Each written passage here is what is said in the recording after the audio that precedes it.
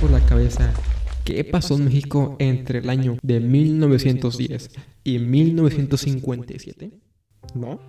Pues a nosotros. Y de hecho, hicimos una línea del tiempo sobre ello. Pero bueno, antes vamos a proceder.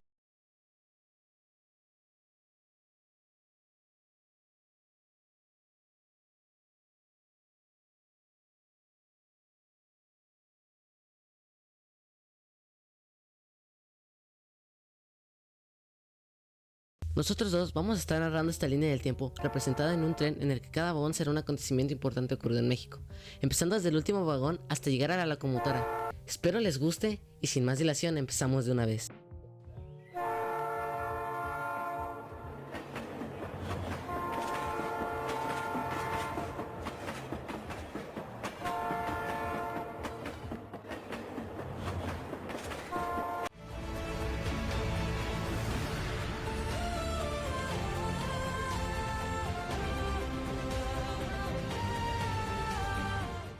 Nos remontamos al año de 1910, el año en donde inició uno de los más importantes acontecimientos para la historia de México, la Revolución Mexicana. Este fue un conflicto armado liderado por Francisco I. Madero, causado como consecuencia del descontento popular hacia la dictadura de Porfirio Díaz, dictador que había gobernado el país durante más de 30 años.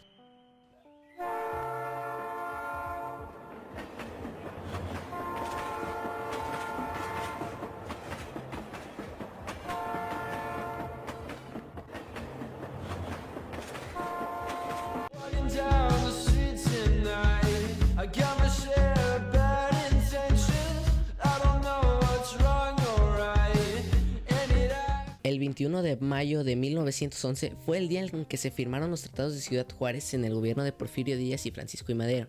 En el tratado se redactó que Porfirio Díaz dejara a su cargo la presidencia tras más de 30 años en el poder, periodo conocido como Porfiriato.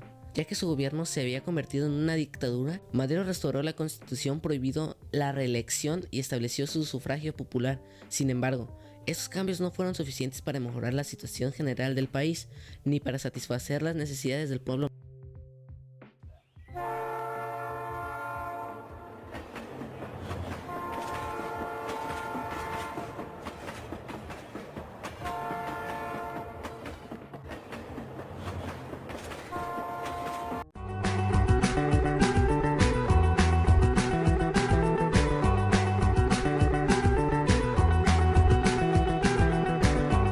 La escena trágica fueron los 10 días de continuos combates desarrollados del 9 al 18 de febrero de 1913 en la Ciudad de México por la sublevación de los generales retirados Manuel Mondragón, Fernando Reyes, Félix Díaz y una fracción del Ejército Federal en contra del gobierno de Francisco I. Madero.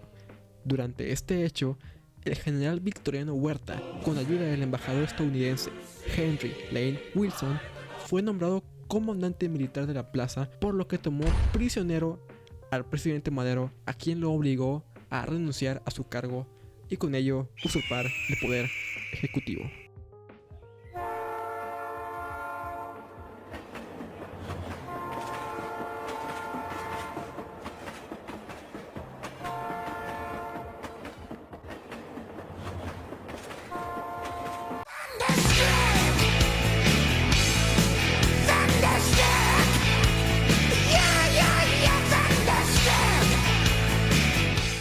El 25 de septiembre de 1914, Venustiano Carranza tomó la decisión de declarar la neutralidad de nuestro país ante la Primera Guerra Mundial.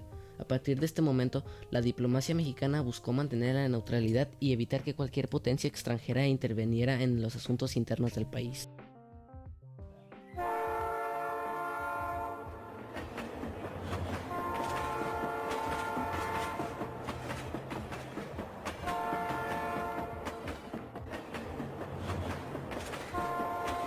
Just the two of us. We can make it if we try. Just the two of us. En el año de 1917 se crearía la Constitución Política de los Estados Unidos Mexicanos, también conocida como la Carta Magna y Norma Fundamental establecida para regir jurídicamente al país, la cual fija los límites y define las relaciones entre los poderes de la federación, poder legislativo, ejecutivo y judicial, entre los tres órdenes diferenciados del gobierno, el federal, el estatal y el municipal, y entre todos aquellos y los ciudadanos.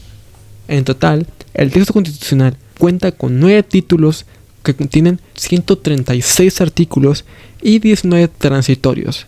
Tuvo como precedentes la Constitución de Apatzingán, la Constitución de 1824 y la Constitución de 1857.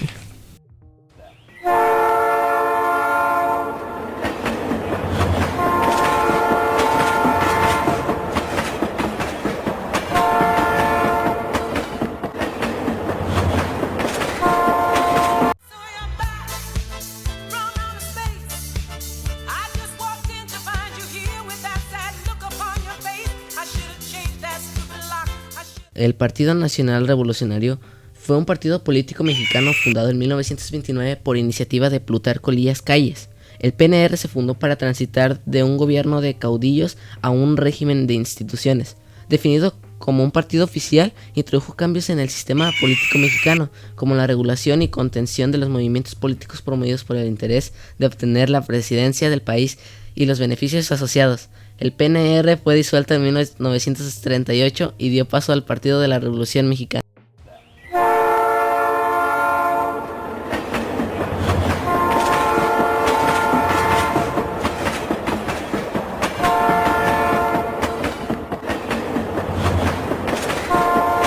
Tears falling down at the party. Saddest little baby in the room. Fears tell me fear. La Gran Depresión empezó en los Estados Unidos de América en 1929, como consecuencia del ineficiente sistema económico implementado en la época, además de las consecuencias de políticas económicas y financieras por parte del gobierno estadounidense, que agravaron más el problema. Las consecuencias de esta crisis se vieron reflejadas en México, que ya desde ese entonces dependía económicamente del país norteamericano. La economía mexicana pudo recuperarse relativamente rápido de las ventajas de la Gran Depresión. En 1939, aproximadamente antes del final del primer semestre, el ciclo económico tocó fondo y la economía comenzó a crecer rápidamente en la década siguiente.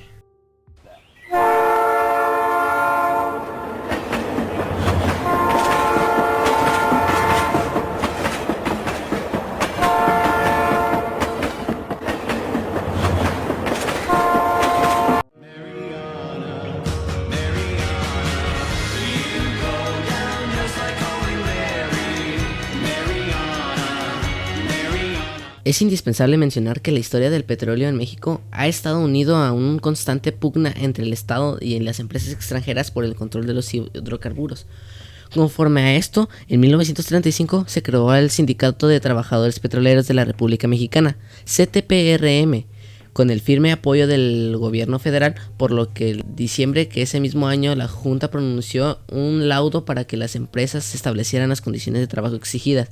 Así, el 18 de marzo de 1938, cuando el presidente de México, general Lázaro Cárdenas del Río, expidió el decreto de la expropiación petrolera, el cual consistió en la apropiación legal del petróleo que explotaban 17 compañías extranjeras que tenían el control de la industria, para convertirse en propiedad de los mexicanos el 7 de junio de 1938. Casi 3 meses después de la expropiación se fundó la paraestatal Petróleos Mexicanos Pemex.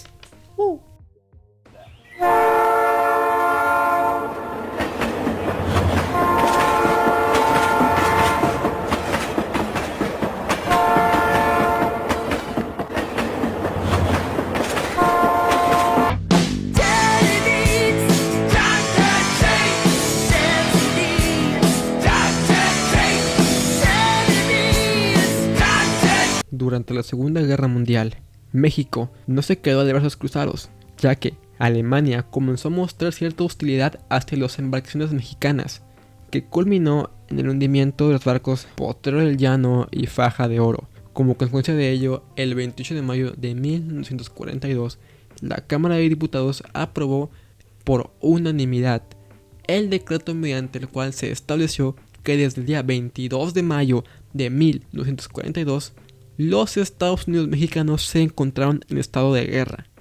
Como consecuencia de esta declaración de guerra, el 8 de mayo de 1944 se anunció la participación directa de tropas mexicanas en las acciones bélicas mediante la Fuerza Aérea Expedicionaria Mexicana, conformada por el Escuadrón 301, el cual fue destinado al frente del Pacífico para combatir a las fuerzas japonesas.